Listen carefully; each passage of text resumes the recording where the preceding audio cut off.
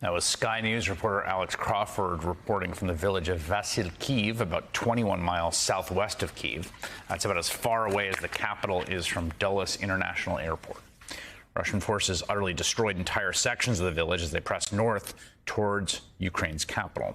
Alexandra Ustinova is a member of the Ukrainian parliament. She is here in the U.S. lobbying members of Congress to do more to help civilians in Ukraine, and she joins me now. First of all, let's start on the humanitarian front, and then we'll move to the military front. What can Western nations, NATO, the U.S., and EU do to help Ukraine's people, particularly those who are fleeing? So let's be honest, the first and the most important thing that Ukrainians need right now, besides clothes in the sky, that actually causes this humanitarian catastrophe, because people are literally shot to death and shelled to death, is the enforcement of the humanitarian safe corridors.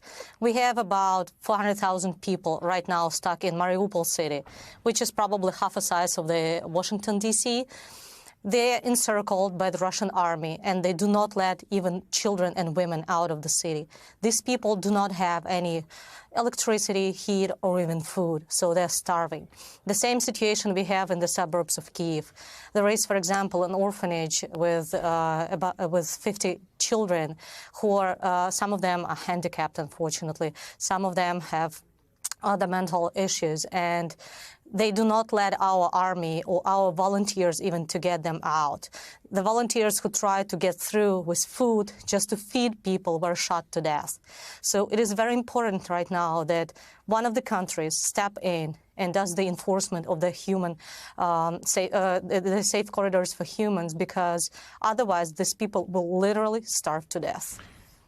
What would that look like when you say enforcement? Like, I mean, it seems to me that there has to be, a negotiated situation when Russia agrees to a ceasefire. Clearly, they haven't done that. I know your government has said they have violated those in the future. But when you say enforce it, what do you mean by that?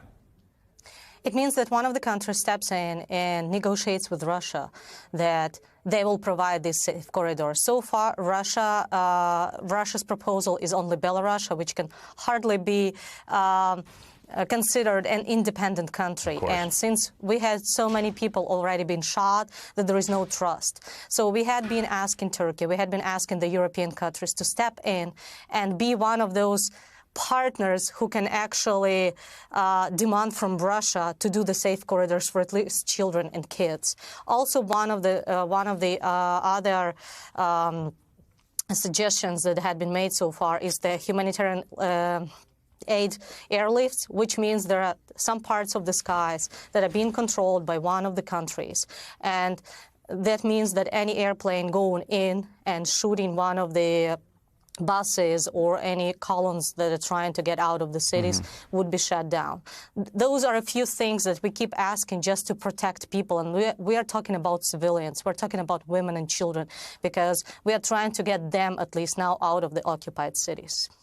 Final question for you. People say a no-fly zone would precipitate an armed a war between the U.S. and Russia, which would be between two nuclear powers. You would need to shoot down Russian planes.